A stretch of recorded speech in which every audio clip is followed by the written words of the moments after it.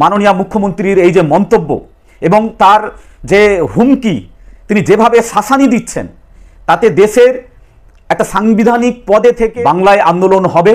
All India Muslim personal ল বোর্ডের নেতৃত্বে বাংলার কুচবিহার থেকে মেদিনীপুর পর্যন্ত, পাহাড় থেকে সাগর পর্যন্ত গণতান্ত্রিক উপায়ে শান্তিপূর্ণভাবে এই আইন যতক্ষণ না প্রত্যাহার হচ্ছে ততক্ষণ পর্যন্ত এই আন্দোলন চলবে। এই আইন দেশের যে সংবিধান, সেই সংবিধানকে আঘাত করছে।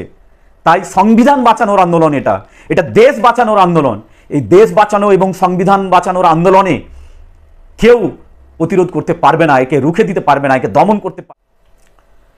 ওয়াকফ সংশোধনী আইন 2025 প্রত্যাহারের দাবিতে গোটা দেশ জুড়ে যে আন্দোলন হচ্ছে এবং সেই ধারাকে অব্যাহত রাখতে বাংলা জুড়ে এই ওয়াকফ আইন প্রত্যাহারের দাবিতে যে আন্দোলন হচ্ছে, সেই আন্দোলনের সম্পর্কে মাননীয় মুখ্যমন্ত্রী কয়েকদিন আগে নেতাজি ইন্ডোর স্টেডিয়াম এবং আজকে মুর্শিদাবাদের সুতিতে যে বক্তব্য রেখেছেন, এই আন্দোলনের বিষয়ে যে মন্তব্য করেছেন, তা এদেশের ধর্মনিরপেক্ষ নাগরিক এবং ন্যায়পরায়ণ চিন্তাশীল মানুষ, এক কথায় বাংলার প্রত্যেকটা মানুষের হৃদয়ে রক্তক্ষরণ ঘটিয়েছে।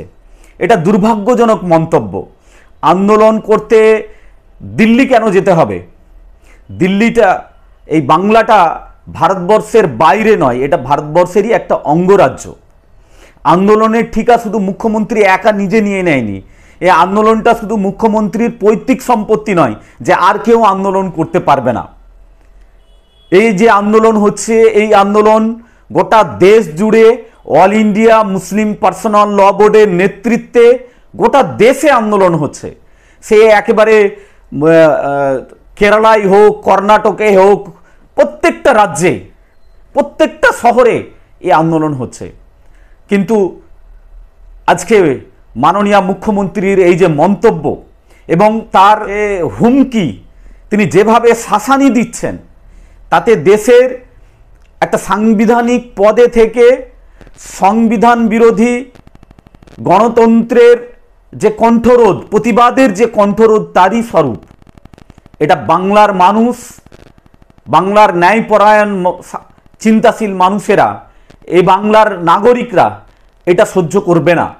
ইতিমধ্যেই এই বক্তব্যের বিরুদ্ধে গোটা বাংলা জুড়ে মানুষ ক্ষোভ দেখাচ্ছে, মানুষের মধ্যে ক্ষোভ তৈরি হয়েছে। মাননীয় মুখ্যমন্ত্রী তার নিজের ইতিহাস ভুলে গিয়েছেন। তিনি কিভাবে বাংলায় ক্ষমতায় এসেছেন সেটা তিনি ভুলে গিয়েছেন। বাংলায় আন্দোলন হবে। অল ইন্ডিয়া মুসলিম পার্সোনাল ল বোর্ডের নেতৃত্বে বাংলার কুচবিহার থেকে মেদিনীপুর পর্যন্ত, পাহাড় থেকে সাগর পর্যন্ত গণতান্ত্রিক উপায়ে শান্তিপূর্ণভাবে এই আইন যতক্ষণ না প্রত্যাহার হচ্ছে ততক্ষণ পর্যন্ত এই আন্দোলন চলবে। এই আন্দোলনকে কেউ, এই আন্দোলনের কণ্ঠরোধ কেউ করতে পারবে না। এটা শুধু ওয়াকফ আইন প্রত্যাহারের দাবিতেই আন্দোলন নয়, বরং এই আইন, এটা ইতিমধ্যেই আইনে পরিণত হয়ে গিয়েছে। এবং এই আইন দেশের যে সংবিধান, সেই সংবিধানকে আঘাত করছে। তাই সংবিধান বাঁচানোর আন্দোলন, এটা দেশ বাঁচানোর আন্দোলন।